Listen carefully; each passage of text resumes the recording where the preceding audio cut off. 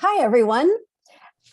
Today I have with me Maggie Mae Holmes, and we're just having a discussion about what love looks like.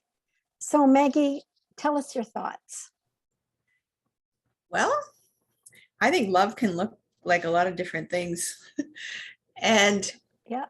especially when it's family, um, there can be a lot of really good stuff, but love can look pretty messy sometimes too. Okay. And you have to be ready. You have to be ready for that and love people anyways. So that's my experience with love. Can you elaborate on that at all? Well, no matter who you have in your family, they aren't perfect. You know, they have stuff they've grown up learning from their parents, or like if it's your parent, then it's your grandparents, or maybe it's your kids that you've raised and you didn't know that you were inadvertently training them with things that might come back at you later. You know, Okay. maybe we didn't teach them how to be able to communicate their feelings, you know? Okay. And then you learn later in life, okay, that's something I should have maybe listened to their feelings a bit more and taught them that their feelings are okay. You know, they can express their feelings and that's all right. You know, and so later on, we have to learn how to love past that stuff, you know, whatever, you know, they're our family. We love them. And whatever comes out of them comes across to us, we have to love that, you know, love them anyways. I mean, I'm not saying take abuse or anything like that. We have to know when, you know, enough is enough and not to take that. But there's a lot of stuff that we can love Oh, you're froze again. people through or love past that. And then when, yeah, eventually they'll come around to realize that maybe the way they were acting maybe wasn't the way they want to act, you know, or maybe, you know, even us, we're always growing, and maybe a way that we thought we were showing love doesn't feel like love to them. So choosing to love in the difficult stuff. Exactly. Yeah. Yeah. Which is that's a very real situation. Yeah. I think it's happening a lot right now. Well, Yeah. certainly lockdown with family has brought out a lot of circumstances that we, you know, or situations we'd never thought we'd have to face. That's So right. learning to love in amongst the difficult, Yeah. the I think it's unexpected, the you know, what we wouldn't have normally seen, maybe. yeah. I think it's about becoming as strong as we can inside emotionally, so that no matter what comes at us, we can realize that it's coming from a hurt place or an angry place, or, you know, somewhere where they're not settled and content themselves. And then being able to realize, okay, I can handle that because I love them. And it's not going to be like that all the time. You know, I mean, if it was, I'd be backing up, right? Well, but choosing to keep the relationship, and choosing to love, Exactly. you know, Yeah. that's the choice. So That's right. when we're standing there in the midst of conflict, it's like we still choose our family. That's right. And Yeah. we have to learn how to communicate our love past their hurt and say, you know, I love you anyway. You know, if they're saying Well, something or doing something that's hurtful, you say, you know, just even to make a joke of it, you say, yeah, that hurt a little bit, but I love you anyway, you well, know? and realizing where it's coming from, and it's likely not directed at you personally. Right, right. Maybe they're feeling hurt or rejected, or there's something in their life is out of control that they can't manage or something, All right? of us right now out of control, and you Yeah. know, if we've been isolated for a few months or years, And you know, it's not we like, can get a little angry.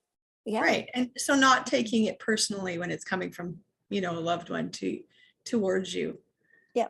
saying, I think it's okay. The next time I meet up with this person, this won't be an issue. Oh, that's a very good comment. What love looks like is just choosing to love anyway. Yeah. That's Yeah. very good. Very good. So did you have a specific example of when you received love, or Hmm. when you gave love or showed love? My Extend. kids are really good at helping me when I need help. And that's what I find with other people that are in my life too. Like I went through a divorce, and right when I separated, my friend, he's quite a bit older than me, but he came and he helped me to renovate my house, Oh, and that really meant a lot to me. And I ended up raising his granddaughter, like oh, finishing really? finishing raising his granddaughter. But yeah, he came and helped me tear apart my basement floor, rip up my carpets, do a bunch of stuff, and he's been there and just helped me out a lot. My brother too was there when I went through my divorce, and he would invite us up for bonfires and swimming and stuff like that. When I was alone, during the toughest parts of that, he was there, whenever I needed help too. And my kids are like that too. They'll help me or encourage me, when I'm down and need that little extra. My kids sense it. They're so perceptive about me. Like my middle daughter can tell on the phone when I'm talking to her. She'll know that if there's something wrong or not, Wow. and she told my younger daughter that was with me one day, she said, you take mom and you get her something to eat, her blood sugar's low. Oh, wow. And she didn't know that I'd gone over and sat on a bunk end of in the store because I was feeling weak. She didn't know that. She just heard it in my voice. Oh, really? Wow. They Yeah. are very perceptive then. Yeah. Yeah. And then one So, of my daughters today helped me with the recycling, and just that helping, just being part of each other's lives and helping each other out. yeah. Yeah. So So you're seeing it a lot in like acts of service. right. Yeah. And Yeah. that's what I like to do with them too. And other people in my life is, if you see a need, fill it. You know, if they need help with something, or if they're not feeling well, make them food, or um, if they need encouragement, encourage them. If Hmm. if they need to, I don't like lending them money very much, because that sometimes doesn't, I mean, my kids are really good at paying me back, but I like them to have an extra um, bit of money in the account so they never go under. So they learn how Yeah. to do it. So Yeah. I only lend when I really feel like, that this is a really good reason, right? But even that, if there's a need, Yeah. if you can fill it somehow, Yeah. that's kind of what I like to do. Those sound So like really good ideas. I know my son's been helping me out with some Instagram stuff.